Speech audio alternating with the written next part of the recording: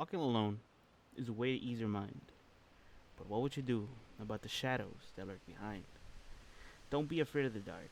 This is Tales from Around the Campfire. What's going on, everyone? Welcome back to what's this? Episode like 6, I believe.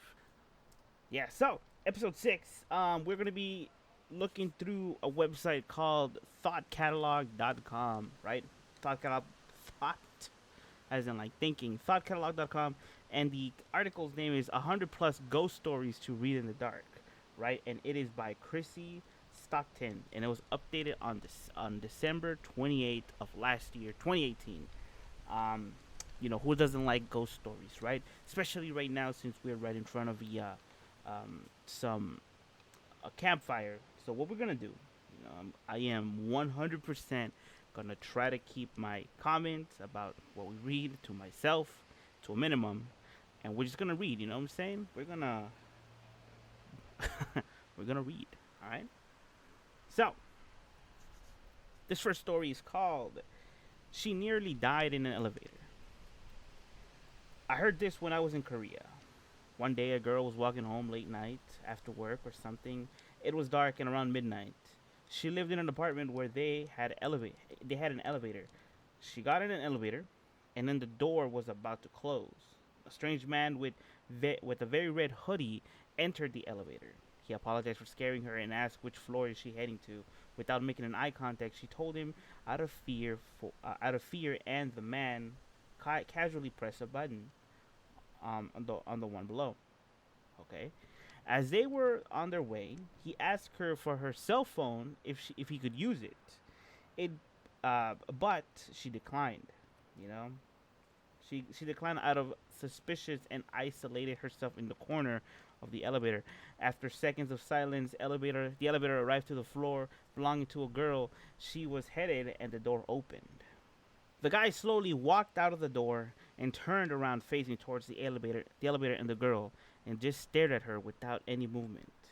Slowly the door began to close, and from the gap she could see him turning around, heading for up the stairs, pulling a knife out of his pocket.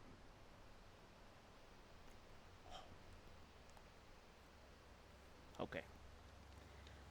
This next story is called "Something Was Wearing Her Skin." Daddy, I had a bad dream. You blinked your eyes and pulled up your eyebrows. Your clock glows red in the darkness. It is 3:23 a.m. Do you want to climb into bed and tell me what happened? No, Daddy. The oddness of situation wakes you up more fully. You can barely make out your daughter's pale form in the darkness of your room. Why not, sweetie? Because in my dream, when I told you about the dream, the thing wearing mommy's skin sat up. For a moment, you feel paralyzed, and you can't take your eyes off your daughter. The cover behind you begins to shift.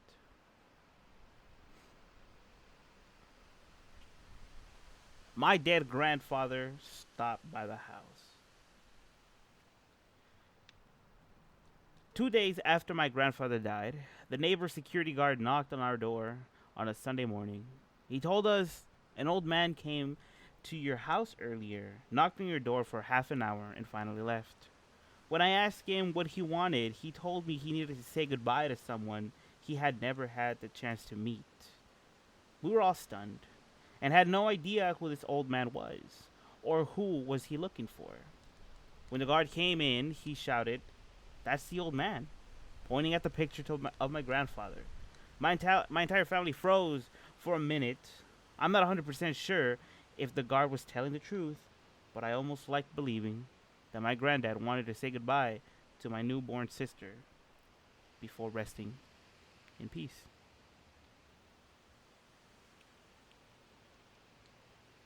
Who was turning the doorknob? When my family hit hard times, we had to move to a small house where our uncle had recently shot and killed himself. He had done this because of his depression after his wife had overdosed on pills and died the summer before. It all happened so quickly that when we moved in, there was still a bit of blood on the rooms. But on the third or fourth night of living there, my sister and I, who were sharing a room in a tiny house, were awoken in our room, playing video games at around 1 or 2 a.m. in the morning when someone knocked on our door. We didn't think anything of it and shouted for whoever was outside our door to come in, but there was no answer. Another knock. We stopped and stared at the door, and another knock comes. The doorknob does a full rotation and snaps back after somebody turned it and let it go very quickly. I got up and opened the door, expecting to see one of my other sisters or my mother. The only other person in the house. I opened the door and stared into an empty hallway. I walked down the hall and peeked into another bedroom. My two younger sisters and my mother were both fast asleep. There was an eerie message in our television. I have a really good one that is actually true. It happened to me. This could have been a bad dream. I testify to this day that what I saw was a ghost.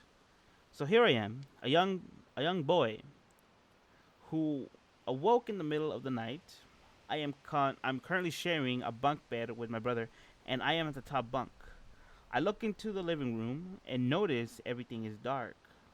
However, there was a person in an evening gown dusting my fireplace mantle. The woman was slender, which threw me off guard because my mom is obese. I yelled out, "Mom?" to the person dusting the counter, and the person turned around. It was not my mom, but some older woman. Suddenly, she shrieked, and her face becomes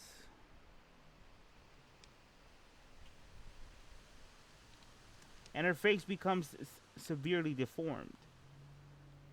It was like it was like that stuff you see in horror movies, like ridiculously scary, especially for a young kid. I blinked my eyes and she was gone.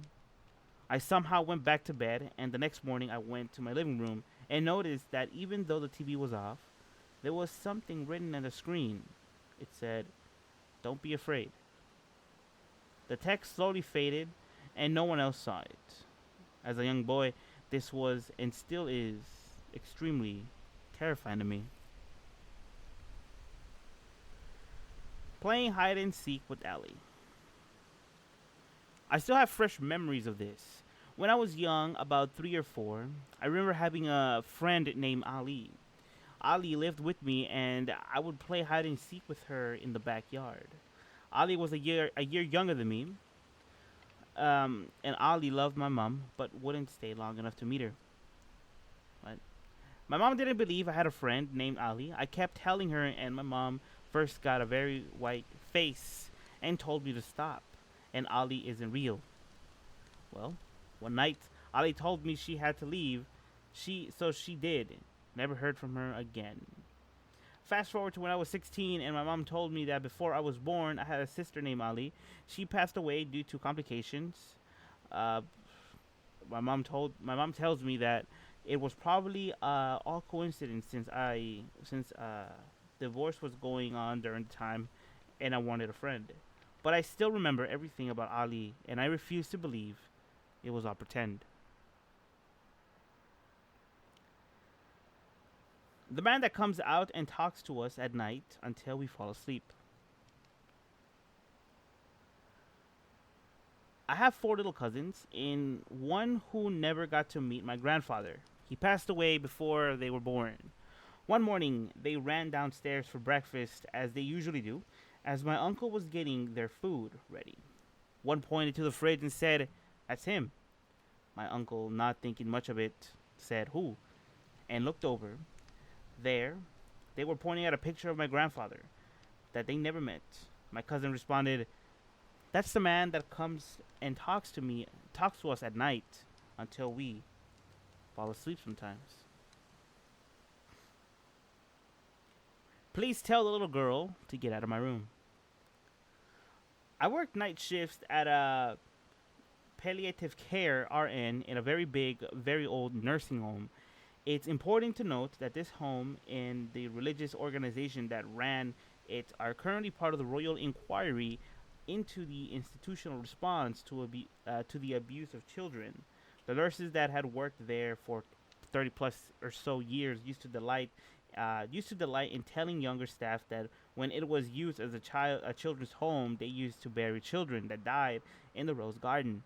The old rose garden was apparently under a newer wing of the home.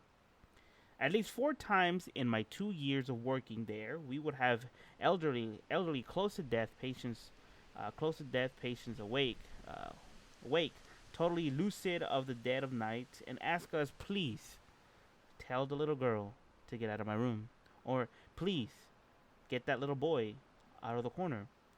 He's looking at me. Being in this huge, dark, old, creepy building that had a very awful history, and when that happened, let me tell you, I would never do that. I would never do my rounds alone. When it happened, it was terrifying. It made my blood run cold, and I got a friend to work with me for the rest of the night. I was the only person this happened to. Either it was a regular occurrence to me. Ghost writing appeared in the wall in painting. When I was in high school, my family had to move from Central Texas back to West Texas for my dad's job. We were under a lot of stress and other family issues at the time as well, but that is beside the point. My sister and my mom was painting the upstairs wall as we got the house to get ready. My mom was on the wall to the far right. There was a blank wall in the middle, and my sister was in the far left. I was downstairs packing up things into the boxes. Anyways, suddenly my sister comes downstairs. She is older than me, of course. Looking scared out of her mind, she asked me to come upstairs quick.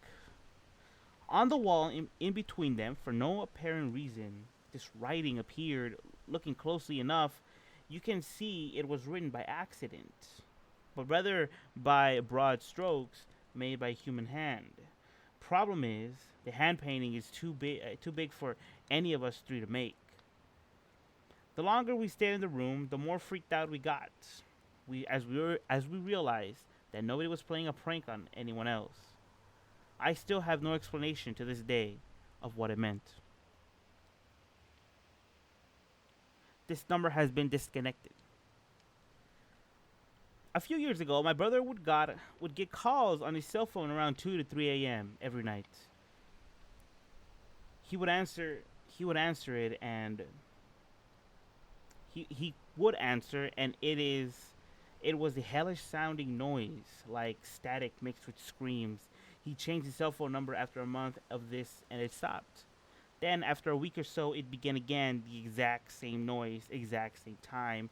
Finally, one day he decided to back dial the call. It was an old man that had no clue what he was talking about. Still, the calls persisted. If he didn't answer, it would call a few more times. No message were left either. He decided to say, screw it, and ended his contract with his cell phone company, switching to a new one. And then, get a new number, of course. You guessed it, the screaming static calls continue after a short delay. But this time, it was terrified every night. He was terrified every night. Unsure why this was happening, he back dialed the number again and got a different person. Around this time, he lost his job and his phone. The call stopped, of course. The phone was disconnected now. So one day, my mom asked to listen to this weird message she got on our home phone. It was a static screaming. We showed my brother, and he was freaking out. He backed out the number again, and it said that the number was disconnected this time. Never heard from it again after that. Whew. I'm going to take a break, all right? Because that was 10 stories from this website that we read straight, all right? And I want to take a break, and I want to tell you guys how, thankful I am for you guys for coming, listening to my storytelling, and just being here in general means a lot to me. You guys listening to me reading and stuff like that. Yes, like I did say before, that there are a bunch of like YouTube channels that does this, like their whole entire channel is based on telling stories like ghost stories or scary stories. But here in Mystery Gaming Inc., we like to mix it up every now and then. I mean, it's still a mystery on what the hell we're gonna do. But yeah, so thank you guys for coming. I really do appreciate it. Also, I want to take this time to say that if you're playing with your phone while driving, that is a no-no. All right, we here in Mystery Gaming Inc., Mystery Gaming Incorporated, we don't indulge in that kind of behavior. So please, with all our heart and sincerity, put your phone away and focus on driving. All right. If you're listening to our telling of stories, do please put us on speaker and put us in your like the hook us up via Bluetooth or the cassette thing. You know what I'm talking about? You put the cassette and you plug it into your the thing for your phone. Yeah, do that. Do that instead. Because man, I don't want to read no ghost stories about how one of y'all had an accident while playing on your phones. That'll be very tragic. Let's see if we can read 10 more straight. This next one is called Sis Gets Her Own Phone. When my sister was young, my parents got her a personal phone, a landline, so that she could feel special. Yes, she was extra spoiled. It was a prepaid landline though, so basically no one could call in or out if she ran out of credit, much like a mobile phone. Anyway, every night at 3 a.m. her phone would ring. She said there was a man on the other line and she would get really scared and came running to my room.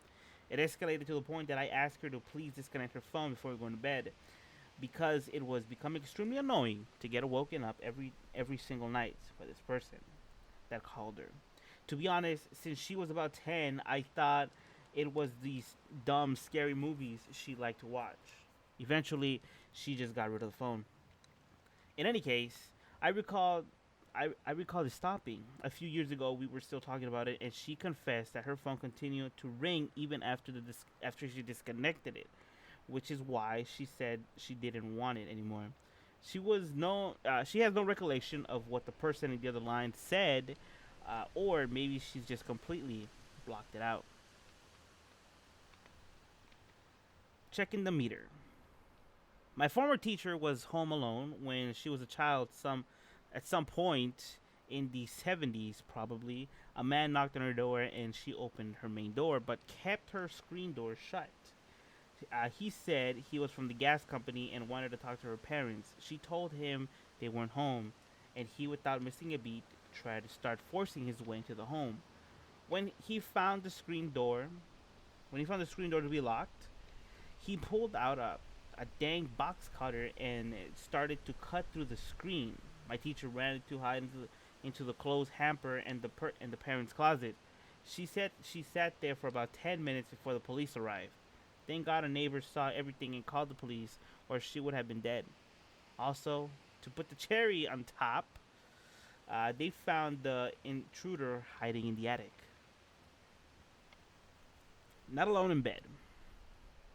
A few weeks ago, my girlfriend and I were sleeping together, and I woke up to her saying, "What are you doing?" She sometimes talks in her sleep, but it sounds so coherent and urgent that it jolted me awake, and I asked what she was talking about. She then woke up and said that she thought she saw someone at the end of the bed, thinking it was just a dream or semi-awake hallucination. We thought nothing of it and went back to sleep. About an hour later, I woke up and saw someone standing on the bed with the sheets wrapped up and twisted around their neck. I didn't know what to do at first. The thing that came out of my mouth was, "What are you doing?" My girlfriend then woke up, and I had been dreaming the exact same thing that she was dreaming, and said the exact same thing. Okay. A man watching through the window. When I was growing up, one of my best friends told me about a very creepy situation involving him, his younger brother, and a man on the window. When my friend and his little brother were younger, they shared a bedroom. There's some years apart, but his younger brother was born with a multitude of different health issues, including multiple sclerosis, and he's confined to a wheelchair and cannot care for himself. So to keep an eye on him every night when his parents couldn't, they shared a bedroom. One night, my friend randomly woke up for no particular reason and happened to glance over at his younger brother. But he noticed something was startling: a strange silhouette of a man wearing a top hat looking in through the window behind his younger brother's crib. The first thing my friend did was jump up and turn on the light. Then ran to his parents' room to tell them what he saw. When his parents came back to their room to investigate, his younger brother was having a seizure in his crib. A few of his family members say it was a younger brother's guardian angel standing in the window that night. My friend believes it was death. It's all pretty unsettling to me anyway. He saw baby-sized handprints on the window. My friend and a few of his college buddies, were going on a ghost hunt and had heard about the graveyard where children murdered by their mother had been buried. The graveyard was located on the main road, so my friends parked his car at the side of the road, and the group, 5 to 7 people, I believe, got out and followed the small path through the woods for a couple minutes to the graveyard. Once there, nothing exciting happened for the first 10 minutes or so, and they had tried everything, the website or wherever they heard the stories told them to do, with no results. They got bored, and typically in in inebriated college kids started taunting and supposed ghost of their mother. This continued for a few minutes before they tired and decided to go back to the car, as one of the girls had to go to the bathroom. Once they got to the car, my friend, the sober driver, tried opening the handle without unlocking the door because he hadn't locked it in the first place, but found it locked. He attributed to his bad memory at the time. The group drove him, laughing and talking like normal after he had dropped all the others off at home. He went back to his own house. He got into the same time as one of his roommates. He stopped and waited for him to pull in. The roommate had his phone out and shined the light to the window. When his friends pulled a joke on him. What he saw was tiny baby-sized handprints all over the window. As soon as my friends got out, he went into the house without saying a word to the roommates. Confused, went back to the car and tried to rub one of the fingerprints off. They were in the inside of the window. To this day, my friends will not speak of this drive home after he dropped off his other friends, and has since sold the car without ever driving it again. Let me pause here for a bit and tell you that story was very confusing because there were so many grammatical. The story was not grammatically correct. Dang it! All right, some of these stories are hard to read because they have commas and periods in weird spots. That's why. So I do apologize. Let's continue.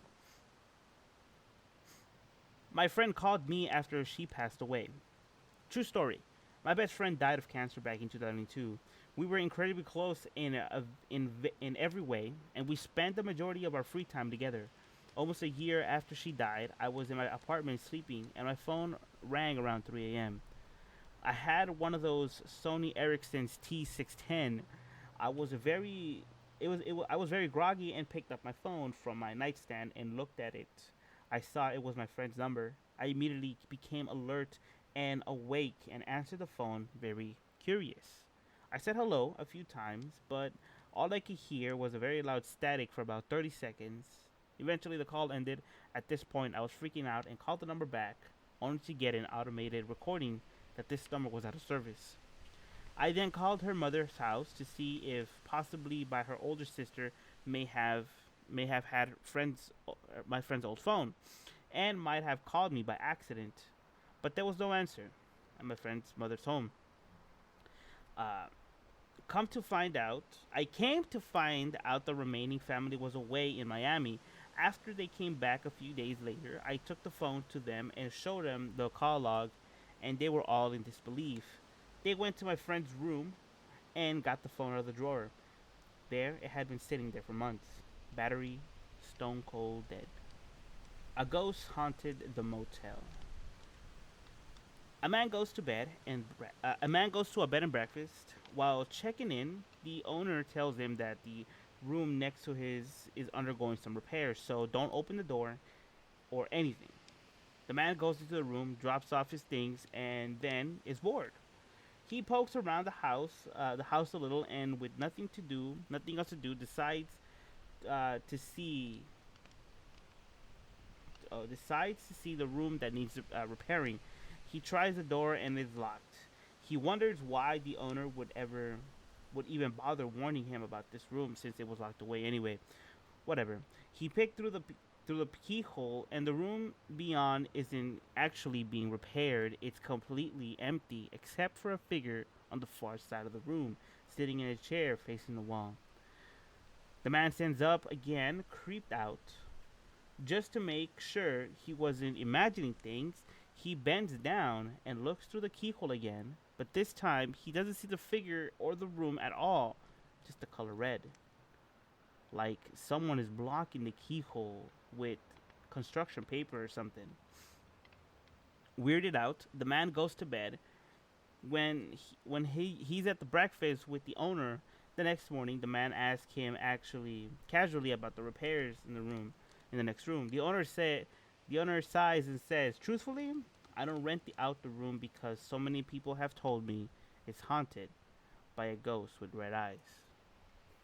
Twisted portraits hung on the walls. There was a hunter.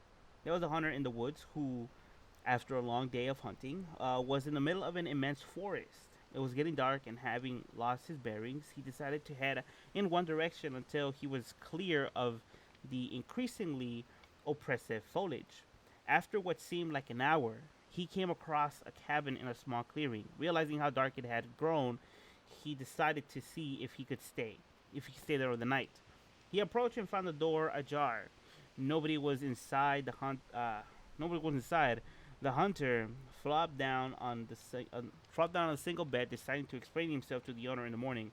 As he looked around, he was surprised to see the walls were adorned by many portraits, all painted in incredible detail. Without exception, they appeared to be staring down at him. Their features twisted into what looks of hatred and staring back. He grew increasingly uncomfortable, making a concentrated effort to ignore the painful faces. He turned to face the wall, and exhausted, he fell into a restless sleep, face down, in an unfamiliar bed. He turned, blinking in unexpected sunlight. Looking up, he discovered the cabin had no portraits, only windows. Alright, so we're going to skip number 19 because we actually did read it. I believe it was like on day 4 or so, or 3. But we're going to read this last one called "I Saw an Extraterrestrial Creature." In my old house, I would be sitting on my computer listening to music on my iPod while playing WoW. Periodically, at random times, the screen would flicker and my iPod's volume would adjust either up or down. I never thought anything of this until it continued to do so only in that house. Eventually, I said, "Whatever. If it likes a song, it likes a song." However, inside the house, I had constant issues. One of which would be me sleeping in bed, living room, uh, depending on the night and waking up to a low grumbling sound. Feeling fear strikes my heart, and listening to the beat of my now panicked state, I would try and move to wake up and see what is happening. I couldn't. Not even my fingertips would move. Completely conscious and able to see silhouettes, I hear and also see my cat's hiss, and I can feel myself being moved as light shines over my eyes, and I fall asleep again.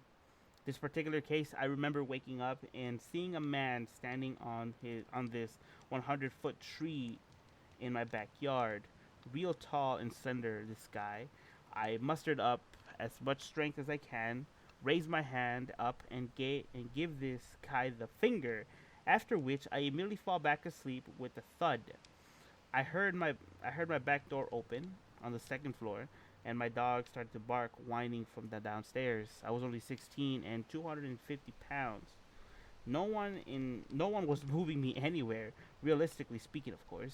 Anyway, this to this day, I swear that that thing was an extraterrestrial because I saw it multiple thing. I saw multiple times throughout my life. One standing in the kitchen window, which was 8 feet off the ground. That particular night, and in the first house I ever lived in, I used to see him in my bedroom window, and we would talk, and he would talk to me. Scariest thing I have ever experienced. Ended when I moved out of the last house. I am 21 now. Oh my god, what is up with this website? First of all, most of the stories are grammatically incorrect. I would say, I'm no English teacher. I don't major in English or whatsoever, but I can tell you that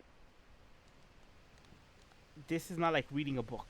Okay, this has some very serious issues. In its storytelling. The last one that we just read right now was like, I was having a hard time, and I was like about to just be like, you know what, that's it. This story is the scariest story of them all because I don't understand anything whatsoever. So what I got from the last one was that he was a little boy and he saw aliens pretty much that would talk to him at night, and it all stopped as soon as he turned 21 and left. That's all I got. So, oof. So, thank you guys for coming. I really do appreciate it. If you guys want to follow me on Twitter and Instagram, you can do so. The links will be in the description below. If you guys have any stories that you want to share with me, post them up on Twitter or in the comments down below. And please make sure they're grammatically correct because I don't want to have a hard time reading it. Having periods and commas in weird places in the sentence because, oof. To me, it feels like this story was translated, but very badly translated. Like, I think they put it in Google Translate and just said, it's good enough. Don't do that. Don't do that. But yes, thank you guys for coming. I really appreciate it. And also, the link to the catalog or the link to the website will also be in the description down below. If you guys don't believe me that when I say that these sentences are bad. This is the scariest part of the whole website that I don't know what the hell to read. I don't know what's going on here. So, when the dust settles in and the moon begins to quail the sun, remember to always look behind you. Until the next one. Peace out, everybody.